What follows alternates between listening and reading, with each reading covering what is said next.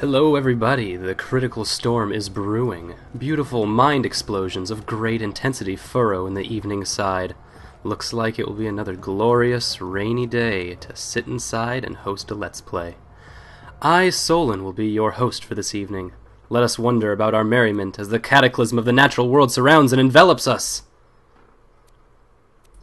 Also, we need to level up. So this is our first skill point that we're actually putting into a legit tree.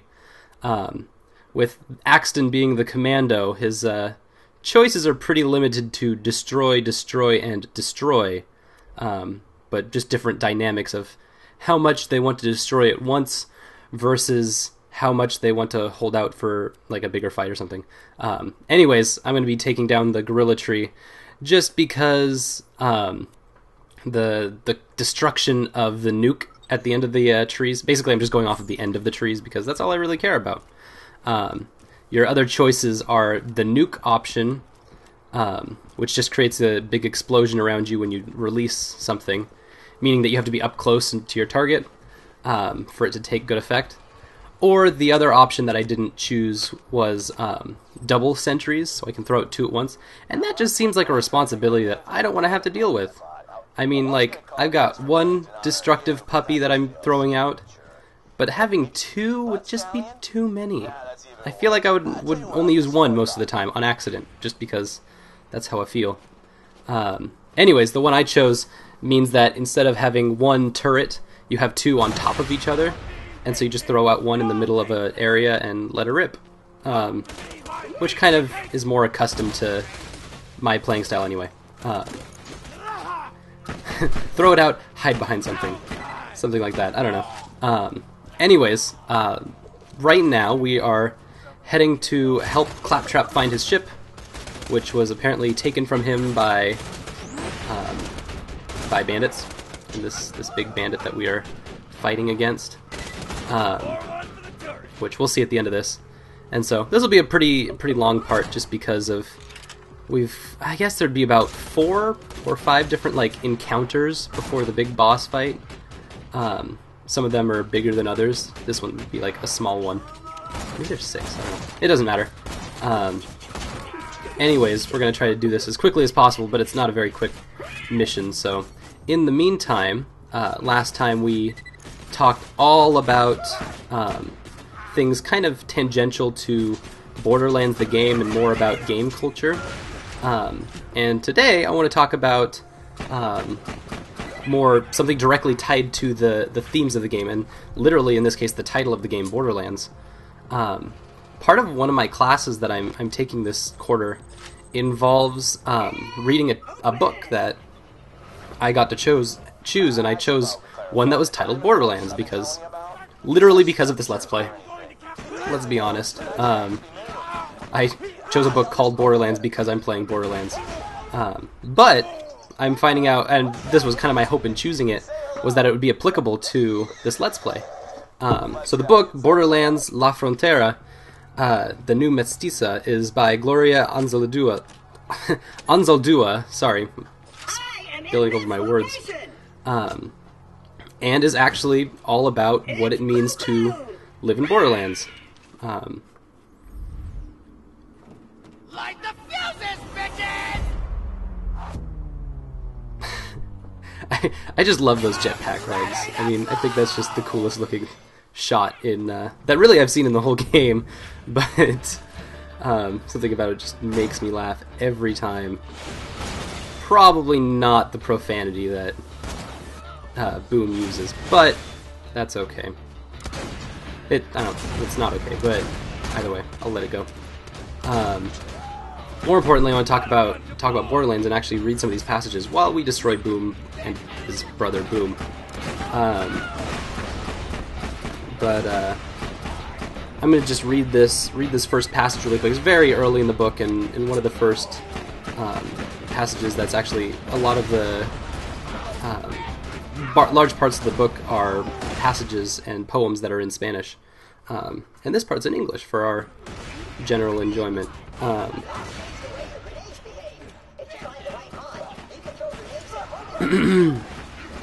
The U.S.-Mexican border es una herida abierta, where the third world grates against the first and bleeds, and before a scab forms and hemorrhages again, the lifeblood of two worlds merging to form a third country, a border culture. Borders are set up to define the places that are safe and unsafe, to distinguish us from them. A border is a dividing line, a narrow strip along a steep edge. A borderland is a vague and undetermined place created by the emotional residue of an unnatural boundary. It is in a constant state of transition. The prohibited and forbidden are its inhabitants. Los atravisados live here. The squint-eyed, the perverse, the queer, the troublesome, the mongrel, the mulatto, the half-breed, the half-dead. In short, those who cross over, pass over, or go through the confines of the normal. Gringos in the U.S. Southwest consider the inhabitants of the borderlands transgressors, aliens. Whether they possess documents or not, whether they're Chicanos, Indians, or blacks, do not enter. Trespassers will be raped, maimed, strangled, gassed, shot. The only legitimate inhabitants are those in power, the whites. Those who align themselves with the whites. Tension grips the inhabitants of the borderlands like a virus. Ambivalence and unrest reside there, and death is no stranger. So, the idea is that living in Borderlands is a very tough place. In the very first episode, I think I kind of barely touched on what Borderlands can represent, being... sorry, Claptrap is just cracking me up. Let him do his thing, and then we can do the boring part of this game. Shooting stuff. Don't do that. I'm just standing here to show you the area you should shoot after I move away, which I will once I'm totally convinced you understand the instructions that I'm relaying to you. Do you understand? I know it's kind of complicated, but just stick with me, okay? Look, when it's okay for you to shoot this gate with the cannon, I'll say something like, shoot the gate with the cannon now! Just keeps dancing there. But that was just a test, right? You didn't shoot the gate when I said that, which was good. Shoot the gate with the cannon now! Alright, that's about enough of that. You're doing me proud, minion. Actually, I'm getting bored. Just shoot the gate now for realsy. I obviously aimed for the gate. That was what I was aiming for. Anyways, we're gonna shoot in one spot for about 3 or 4 minutes. Don't mind it. That's how the game was designed to be. Anyways, one of the best parts of that well, there's a lot of great parts in that passage, but the idea that borders define places that are safe and unsafe. And you have to ask the question, defined by whom? Who is deciding what is safe and what is unsafe? In the passage it says, those that are in power decide that. And so you have here, within Borderlands the game, that we are existing on border planets, which in this case could be something more more like the border of the explored and versus the border of things that have not been explored, which is more, I guess, healthy than what the Mexican-American border is, which is stuff that the U.S. owns versus stuff that the U.S. doesn't own. And we get a lot of that in the history of the border. But the biggest thing is that it's an us from them. It's never like we as people versus them as people. It's we as the righteous and the right, and versus them, the anarchists, or the things that we do not understand or do not know. So corporate interest and power is always the us, and anyone who could go against that is the them. So it could be the aberrant or the queer or anything that is not clearly understood or clearly defined to be us. And in a lot of the cases it'll be an oppressed group immediately. And so one of the big ideas is that borders only really change if there's something to be gained from those in power. And so we have examples of that actually in Borderlands 2, where you have in the plot the Hyperion Corporation coming down. Only once the vault is opened do they actually care about these border planets. And Handsome Jack immediately goes down to drilling and digging into those. I think it's really topical that a game called Borderlands, a game like this, would actually come out of Texas, come out of Dallas-based company, as they're someone who are... I mean, I'm from Seattle, so I'm really far away from the contentiousness of the Mexican-American border, where there's a lot more that could be explored if you live closer to it. So that's kind of an interesting place to be. Although Canada and the US have their own contentious borders and borderlands. Anyways, what else we got? Oh,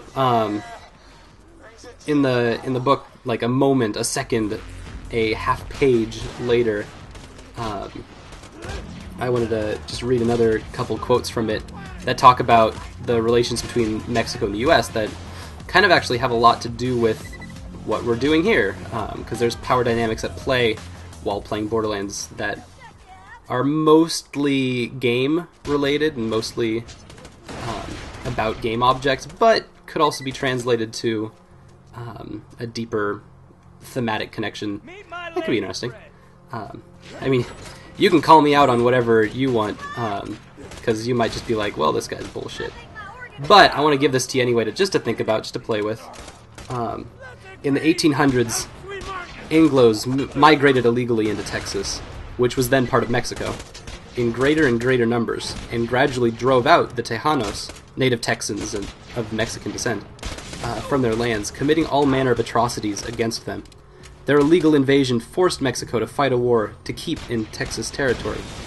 That would be the Mexican-American War, or, as it's actually called in Mexico, I think it's the American Intervention. I don't want to misquote that. If I do, call me out. But their illegal invasion forced Mexico to fight a war to keep its Texas territory. The Battle of the Alamo, in which the Mexican forces vanquished the whites, became for the whites the symbol for the cowardly and villainous character of the Mexicans. It became, and still is, a symbol that legitimized the white imperialist takeover. With the capture of Santa Ana later in 1836, Texas became a republic. Tejanos lost their land and overnight became the foreigners. You get a very interesting power dynamic there between a much younger America than even we are today, which America considers itself a very young country, despite how much power it has. And you see some very similar stuff to what we actually deal with today.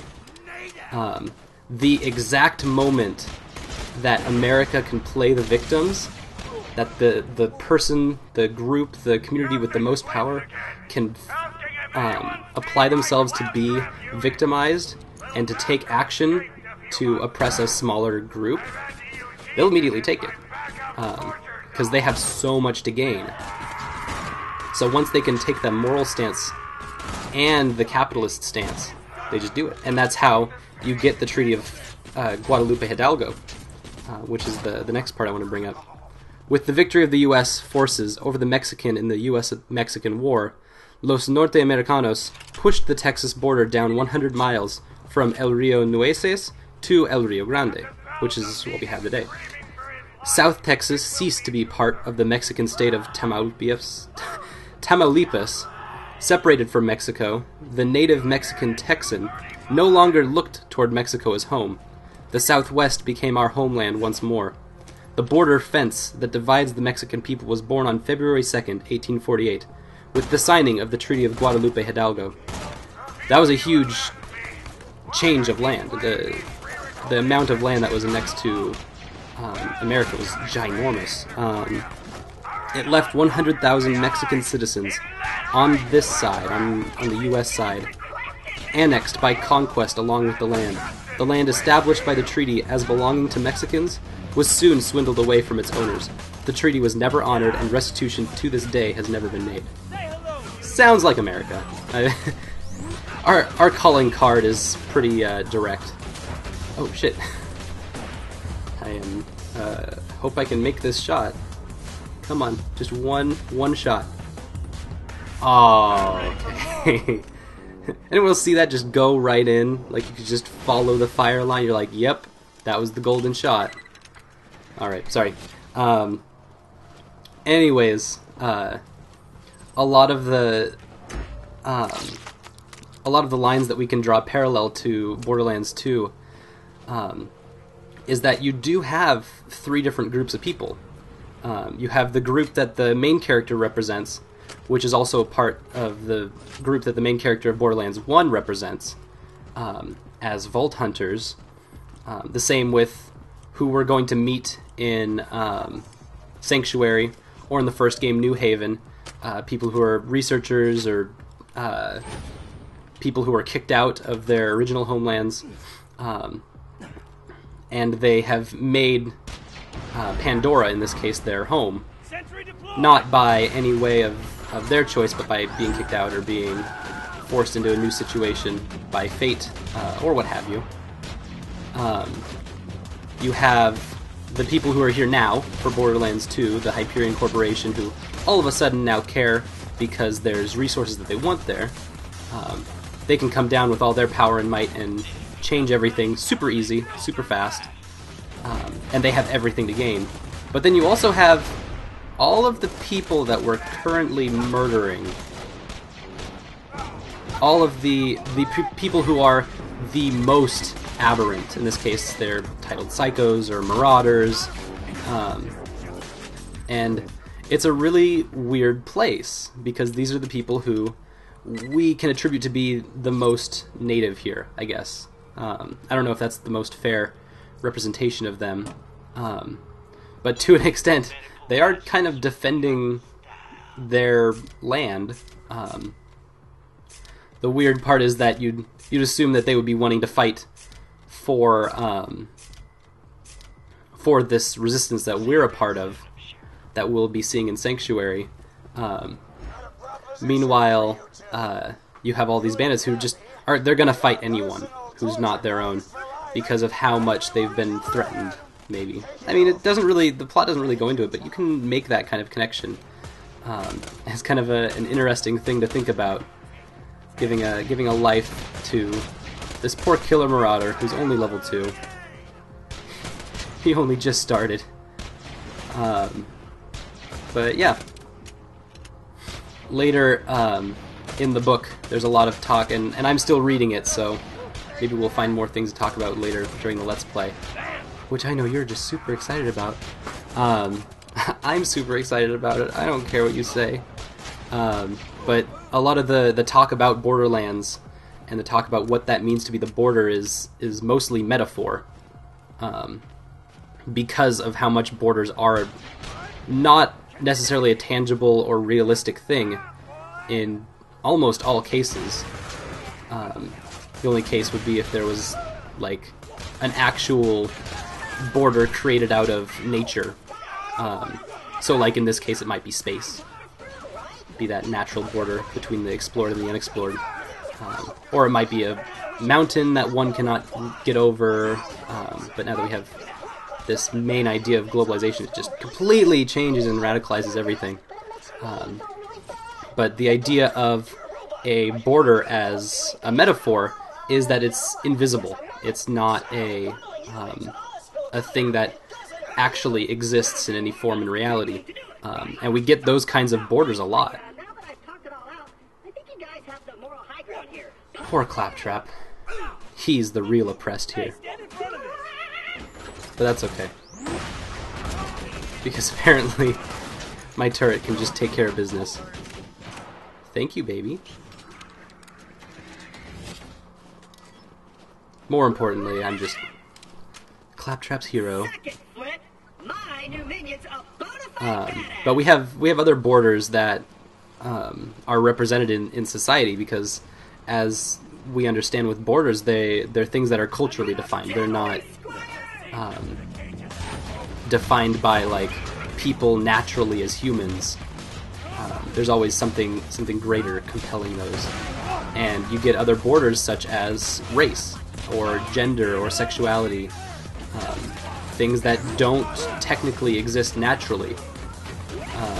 and are a product of our culture and the way that people have come up and been raised to think.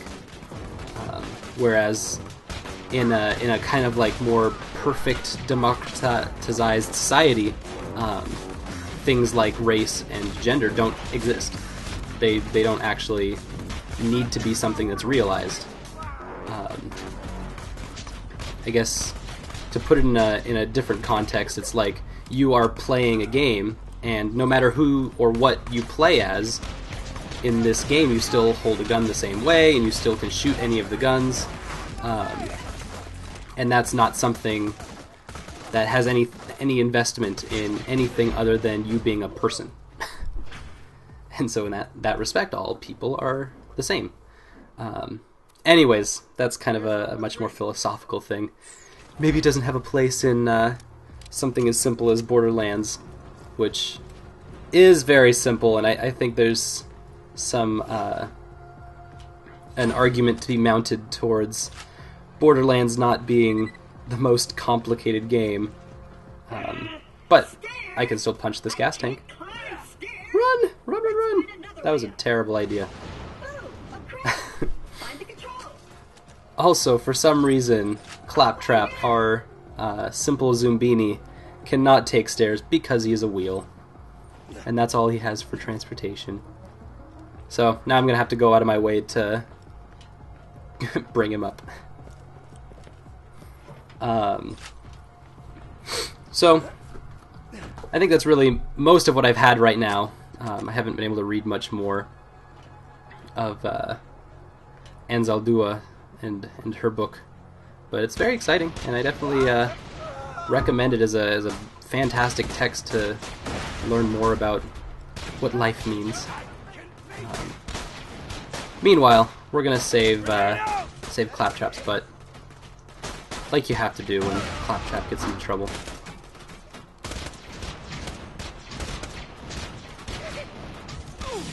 Come on, that guy just won't go down. I'm trying to shoot all these explosions into him, but I can't shoot enough explosions into him. There we go. Quick and dirty. So, I think at this point we should have about 2 more encounters or so before we have to fight Captain Flint, after just obliterating all of his merry men. How sad. Love the little additions that they make to the aesthetic of these big compounds, making them look like they were kind of strapped together, like hanging on by duct tape. And you have like this kind of ship feel, where this is all thrown together ad hoc, but then they still have little adjustments, like the big hook symbol on the side that you can kind of feel like, oh, people just put this there. Graffiti on the walls and the like little piss off words to give flavor to the just the area that we're working in. Also, this turret is just a monster. What else do you need? In the first game, when you would use power-ups, in game parlance, you have encounters, and you have encounter powers to go with them. So, in like Dungeons and Dragons, you usually use one encounter power for every encounter.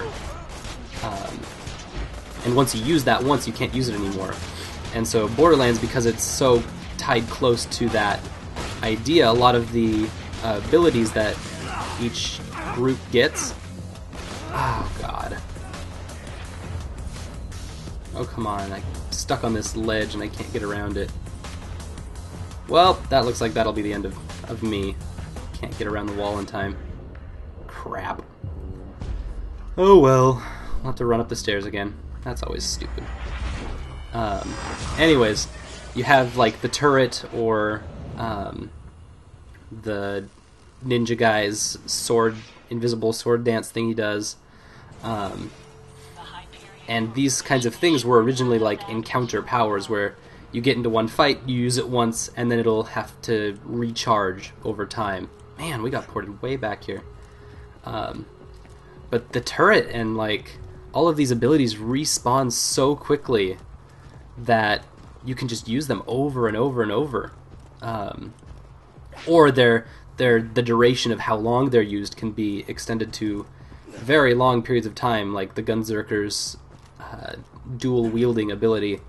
You can just, even though it is crap, because you try to dual wield two weapons and you end out with a shotgun and a sniper rifle, it's like you could just do this forever and run through every single encounter just doing this over and over. And so it's funny how they have to make challenges to balance that out. It's kind of like this weird power creep that you don't usually get in a RPG like this, but in this case, I could just throw up my turret against a group of 6 or so guys. As long as none of them's like a boss or something, I'm not going to get challenged that much. There we go. That guy, he deserved that for how he treated me. Critical. It's okay. At least the sniper rifles aren't as ridiculously overpowered like they were in the first game. Here we go. Fire's fun. We can play with fire.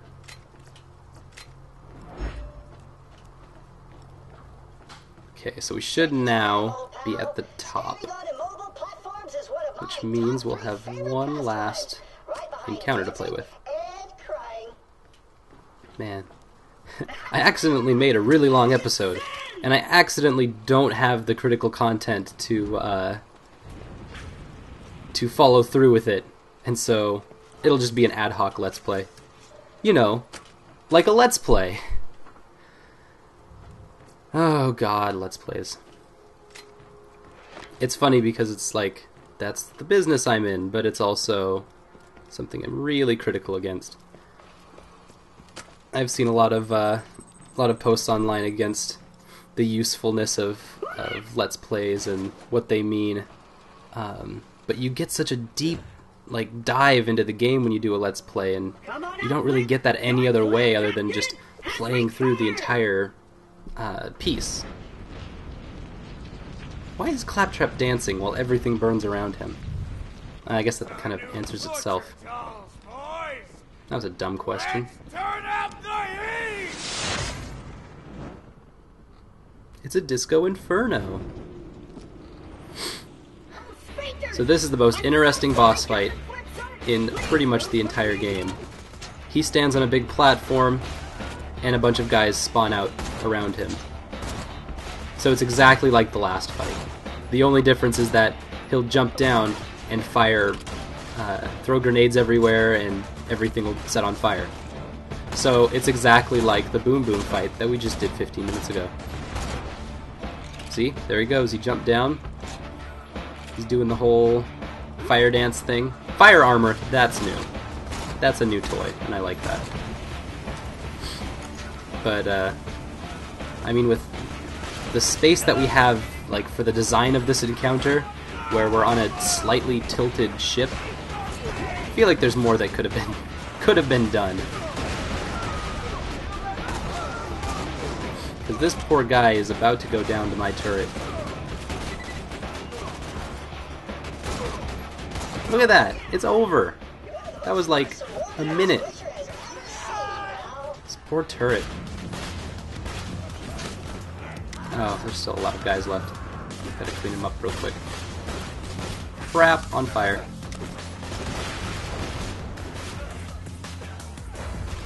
Well, that wasn't helpful. There we go. Nice and easy. Just need to not get set on fire again like that. Okay, is that all of them? Ooh.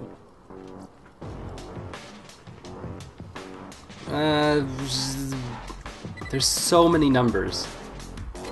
There's so many things. and it's never like a better or worse answer. It's all like an I'm confused, I don't know what's going on anymore answer. I don't know if that's something like too much information or what it is. Oh my god, there's no one around me. I killed the last guy, got set on fire, and could do nothing about it. Bummer time. There's only some way I could like choose to revive myself. Some kind of like item, like a ration in Metal Gear Solid or something. Only lets me choose. Oh well. We'll just run back in there like nothing ever happened. Just a little less rich, a little less loaded. Yep, that was literally the last guy in the entire encounter, and he killed us. How obnoxious. Alright, now we just gotta get to my ship.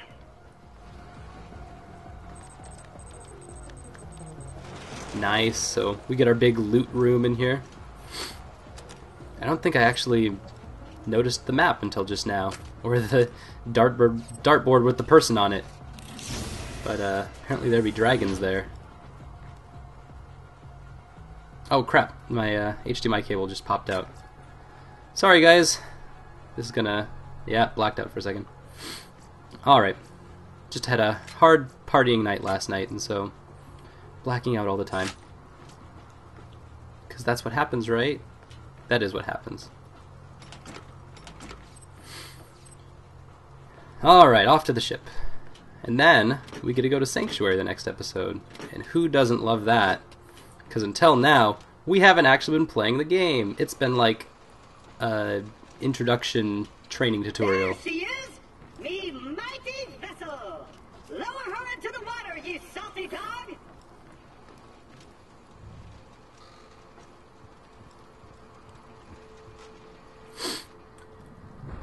Dance, claptrap, dance. He gets really excited about things. Nothing stands between you and a frigid 15-hour boat ride with claptrap. And now, to set sail for Sanctuary. Sounds very romantic. Set sail. Alright, well, that's the end of Captain Flint, and now we can head off to Sanctuary. Thanks for hanging out and watching, and definitely make sure to comment and talk to me if anything's confusing or anything you want to bring up. I'd be happy to talk to anyone. You can check this nice vista out. Thank you guys, and have a good one.